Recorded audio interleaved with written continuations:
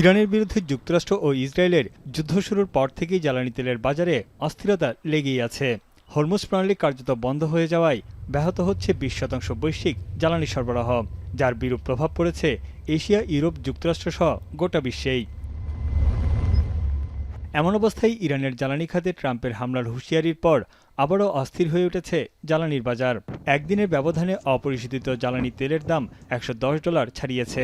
এশিয়ায় তেলের দাম বেড়েছে 0.7%।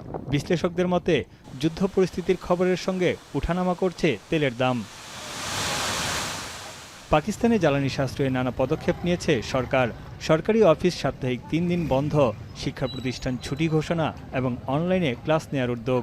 এছাড়া 30 দিনের জন্য বিনামূল্যে গণপরিবহনের ব্যবস্থা সহ বেলুচিস্তান ও খাইবার পাখতুনখোয়া প্রদেশে রাত 8টার মধ্যে দোকানপাট ও শপিং মল বন্ধ রাখার নির্দেশ দেওয়া হয়েছে। একই অবস্থা ভারতেও। এলপিজি রান্নার গ্যাসের সংকটে ভুগছে ভারতীয়রা। দীর্ঘ সারিতে দাঁড়িয়ে থেকেও পাচ্ছেন না জ্বালানি।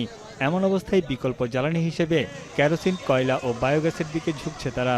এতে বন্ধ হওয়ার মুখে হোটেল ও রেস্টুরেন্ট। এপ্রিলের শুরুতেই ইউরোপে প্রতি ব্যারেল ডিজেলের দাম $200 ছাড়িয়ে গেছে। গেল এক মাসে ব্রিটেন ও ফ্রান্সে জ্বালানির দাম বেড়েছে 30%-এর বেশি।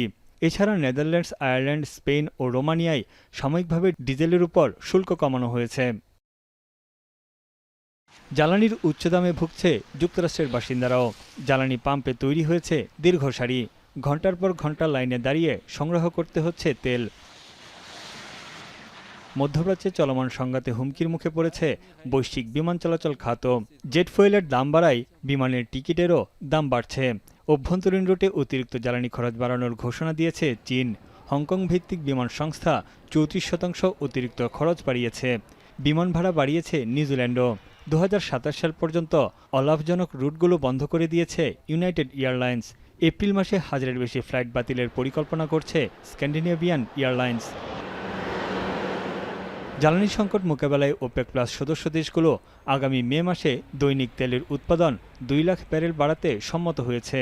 যদিও হরমুজ প্রণালী বন্ধের কারণে ব্যাহত জ্বালানি সরবরাহের মাত্র 2% পূরণ করতে পারবে। তানভীর জানি, এখন বিশ্ব। নায়াসিনামাইড ও স্যালিসাইলিক সমৃদ্ধ লিলি ফেস ওয়াশ যা ফেসের ডেড স্কিন সেল দূর করে দেয় দ্বিগুণ ফাস্টার ব্রাইটেনিং।